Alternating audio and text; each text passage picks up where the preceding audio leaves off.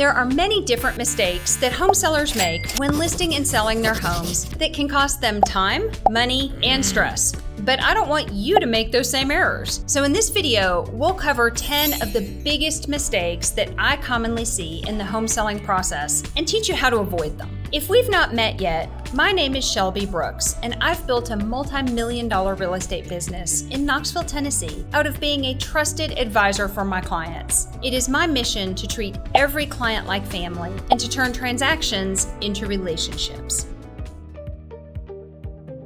Okay, so mistake number 1 is selling without an agent. Not using a real estate agent and going the for sale by owner or FSBO route is a massive home selling mistake, you guys. You could wind up skipping important steps, struggling with complicated paperwork, and missing the chance to make a whole lot more money. 2022 data shows that the typical FSBO home sold for about $225,000, as compared to more than $345,000 when sold with an agent. That's a $120,000 difference. That more than covers the cost of any agent commissions plus any other expenses you may have, and puts more money actually in your pocket. Isn't that where you want it? So save yourself the hassle of handling everything on your own and hire an agent, but you don't want to hire just any agent. You want to work with a really good one. This brings us to our next mistake. Mistake number 2 is hiring an inexperienced agent. It's a mistake to put your biggest asset in the hands of an amateur. You need a seasoned pro who's an expert in your local market and can guide you through how to prepare your home for the market, have professional photos and videos done, handle the negotiations, ensure you make it to the closing table as smoothly as possible. And keep in mind here, when I say experienced, it's not about how many years your agent has been practicing, it's about how much actual experience they have. And mistake number 3 is not anticipating some of the home selling costs you'll incur. Selling your home does involve expenses, guys, even in a seller's market. Some of these are paid up front, while others can be deducted from your profits at closing. So let's take a look at some of the basic expenses you face as a seller. Home repairs. These can be things that need to be addressed up front before you list the house, or some things that are discovered during the home buyer's home inspection. These fees are usually paid directly to the contractor at the time the work is being performed. But sometimes, if they're part of the home inspection process, so they're coming along later in the transaction, a contractor might agree to let you pay them from your proceeds at closing. Work with your agent on these to ensure that your home is ready for market. Any agreed upon repairs are done within the required timeframes, and all your contractors are paid promptly and know when to expect payment, so everything is taken care of and no liens are placed against your property. Another expense can involve staging costs. Sometimes your agent will recommend professionally staging your home for sale, especially if the house is going to be vacant and there are some spaces that may be a little hard for buyers to envision themselves in. Staging fees are typically paid up front, and your agent should have some home staging resources and be able to help coordinate this for you. The fees vary based on company, but there's usually a delivery fee, a per month rental fee, and then a pickup fee at the end. Another expense, and this is a huge one that everybody talks about and wonders about, are the agent commissions. In the Knoxville market, these are typically covered by the seller and can be either a percentage of your sales price, an agreed upon flat fee, or done at a per hour rate. All agents work differently and every situation is unique. So this is a conversation you'll need to have with your agent to determine what their structure is and what agreements you can reach. These expenses are typically paid from your proceeds at closing. Occasionally, if you're doing a flat fee, they might be paid up front. Okay, let's talk about closing costs. In the Knoxville area, the seller side of closing costs typically ranges around $1,000, give or take. This covers your share of the title company's document preparation, any prorated taxes, HOA fees, that kind of stuff. This amount can change a little bit based on your associated taxes and other fees. Could be a little more, could be a little less. These are paid from your proceeds at closing, so no cash out of pocket up front. Seller concessions. I know people have been hearing a lot of different things about these over these last couple years. As the markets are starting to stabilize across the country, I'm starting to see where buyers might ask you to help cover some of their closing expenses as a part of their offer, or maybe they'll negotiate some type of financial concession with you during the repair negotiations. These expenses would also be taken from your proceeds at closing. And lastly, guys, don't forget you will have moving expenses. You're going to need to arrange to move out of the home you're selling and into your next location. These costs can vary widely depending on whether or not you're having professional movers helping you. Are they packing you and moving you, or just moving you? Or are you doing it all yourself? These fees will be paid directly to any moving companies that you might be working with at the time of service. The next mistake I want to talk about, I see a lot right now, and it's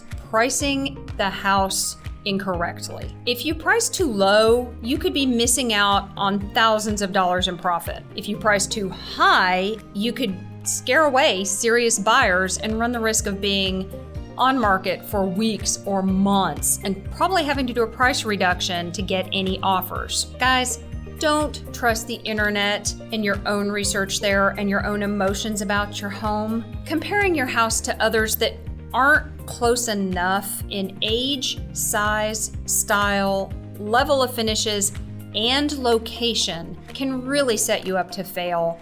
I see this all the time. If you've got a 1973 split foyer house, it is not going to compare to a 1999 two-story. I know you love your home, but the reality is those are not true comp properties. So ask your agent for a comparative market analysis. You'll hear us call it a CMA. That shows you how homes that are like yours are selling in your area. That will show you average pricing, average time on market. That is hugely important when pricing your home coming out of the gate. Another mistake I see sellers making is hiding major repairs. Guys, not only is this a low character, zero integrity move, you can get sued for non-disclosure of an adverse fact about the property. You need to know that as a licensed real estate agent, I am obligated to disclose any adverse facts that I'm aware of to all potential buyers agents. So just do the right thing, be a good human, and fix anything that you know is wrong, and disclose it up front. Your buyer's likely going to get a home inspection after you accept their offer, and any problems you may have tried to hide from them are likely going to show up. Just be honest on the front end and save everyone, including yourself, a lot of time and headache. Another mistake is not staging and cleaning your house properly for showings. 48% of sellers' agents report that staging decreases the time that the home stays on market, and 44% of agents say that staging can actually increase offers that you get by anywhere from 1% to 5%. That's not a small amount of money. So clear up the clutter, have the home deep cleaned, and make sure every room is well lit with matching bulbs. This is something I preach to all my sellers. No one likes a disco ball, disco house with a mixture of white, yellow, and LED lighting.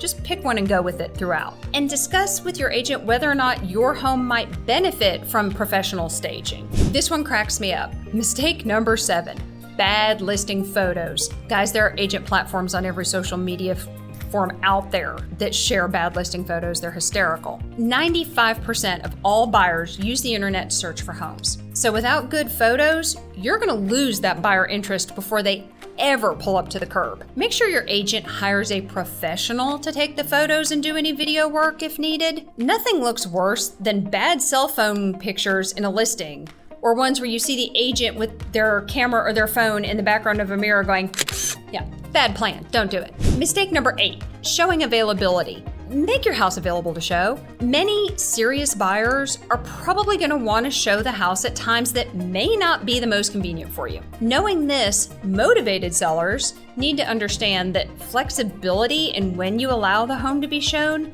could have a direct impact on its sale. Your agent can set specific schedules in the showing system, but the more hours you can offer and the more flexibility you can give, the more likely you'll be to get to show your house and sell it. Isn't that the goal? Mistake number 9 is a couple of different no-nos that we're going to talk about that are showing faux pas. So when it comes to showings, let's take a look at a couple of different no-nos here. For the love, please do not be present during the showing. Buyers feel very uncomfortable when you're home during their showing time, and there's a chance that they or their agent might ask you questions that you really don't want to answer that could negatively impact your negotiating power down the road. Do yourself a favor and leave at least 15 minutes before the showing, and don't return until at least 15 minutes after to allow some grace time there. Okay guys, having unpleasant odors in your home. I'll tell you, the first thing I notice when I open a door is how a house smells. While you may love having steamed broccoli with lunch or dinner, the buyers may find that smell offensive. Same goes for plug-ins, candles, perfumes, colognes, you name it. People are really funny about smells, and some folks are allergic to strong odors. So do yourself a favor and don't let your house smell like anything but clean. Another problem is having animals present during the showings. I get it, guys. You love your pets.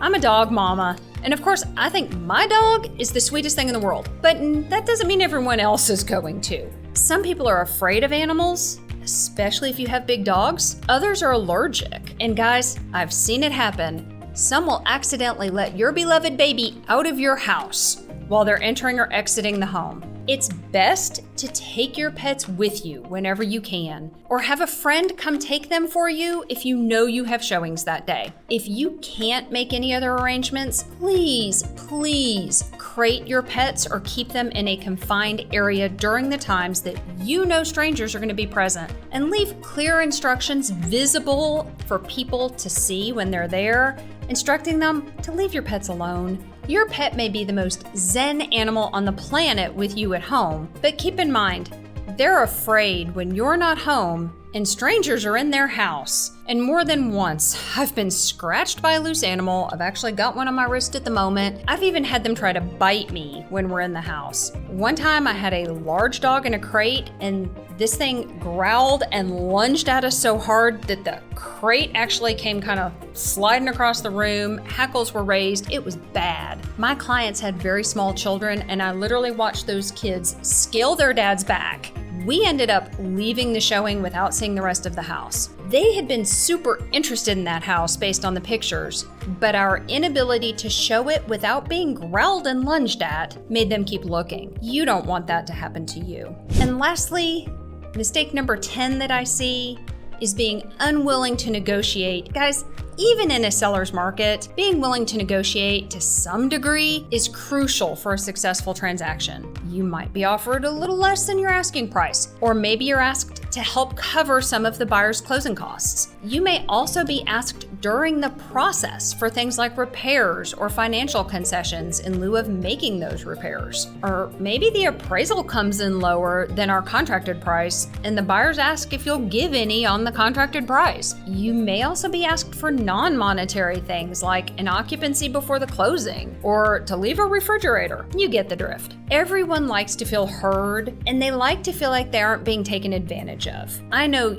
you don't want to feel that way, and you don't want to feel like the buyer is nickel and diming you, and that's fair. The market of the last few years, though, has really beaten buyers up to the point that they're tired and they're scared. Showing just a little bit of grace and working with them on something that might mean a whole lot to them and might not mean as much to you can make for a much smoother process and eventually get us to the closing table so you can move on to your next great adventure. So now that you know the mistakes to avoid when selling your home, do you know how to find the right realtor to walk step by step through the process with you? Check out my video where I explain exactly what to look for when choosing your agent. If you're looking to buy or sell a home in the Knoxville area and want to be taken care of by a trusted advisor, I encourage you to schedule a free consultation with me where I'll walk you through my signature process of how I help clients with their home needs in Knoxville.